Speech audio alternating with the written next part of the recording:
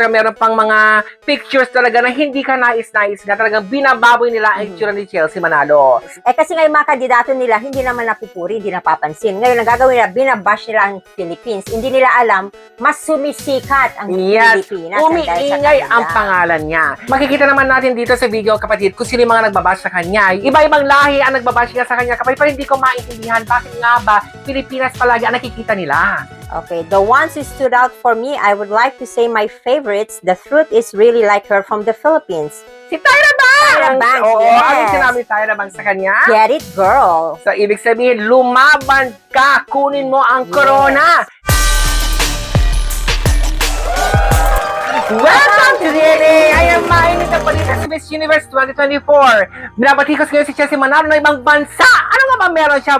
Bakit nga ba siya binabatikos? Kasi nga sa akin, malakas, threat siya.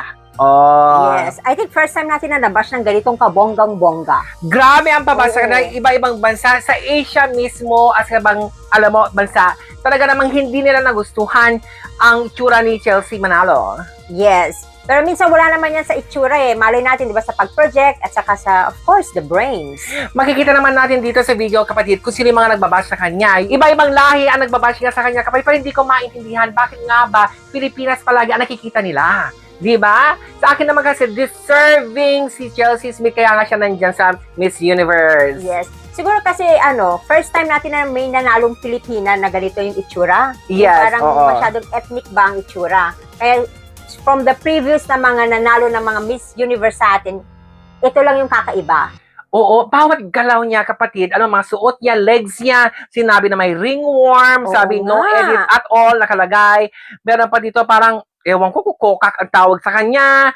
Kasi meron pang mga pictures talaga na hindi ka nais-nais nga. Talagang binababoy nila ang itsura ni Chelsea Manalo. Yes. Hindi ako pabor sa ganito. Kasi may mga Pinoy din naman tayo na, alam mo, mga bashers na Pinoy, na grabe din naman sila mambash sa ibang bansa. Siguro, ginagantihan lang. Di ba? Yes, siguro nga. At saka siguro dahil nga, ewan ko, kahit kasi nung pagkapanalo pa rin niya kasi dito nung sa Miss Philippines, di ba? Binabash na rin siya ng kapwa natin Pilipino. Oo. Siguro nakita rin nila yun, so yun siguro ang effect. Alam mo sa akin kasi, first time kasi na mag-represent tayo ng black woman. Di ba? So ngayon, walang kaso sa akin yan kasi nga deserving siya na maging Miss Universe Philippines at i-represent ang bansa natin sa Miss Universe. Anong masama sa kulay niya? Anong masama sa pinanggalingan niya? Kahit half American siya, half Pinoy, anong basta bansa natin i-represent, support ang ibibigay sana natin. Pero bakit yung ibang Pinoy din, dinanown din siya? Di ba? Hindi ko maintindihan. Kasi syempre, sa lahat naman ng mga competition, may kanya-kanya tayong manok. Kumbaga. Siguro nataulan yung sa kanya dahil sa pageant natin, underdog siya, hindi sila makapaniwala.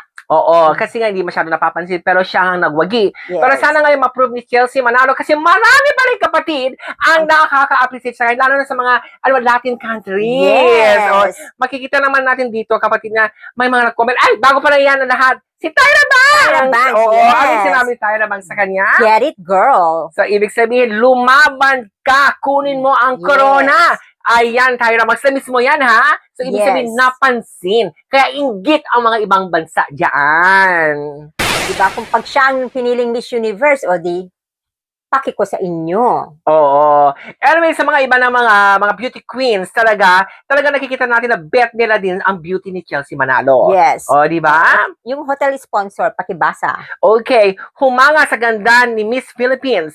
Miss Philippines is beautiful. I had the chance to speak to her yesterday because she was doing a photo shoot and she did beautifully.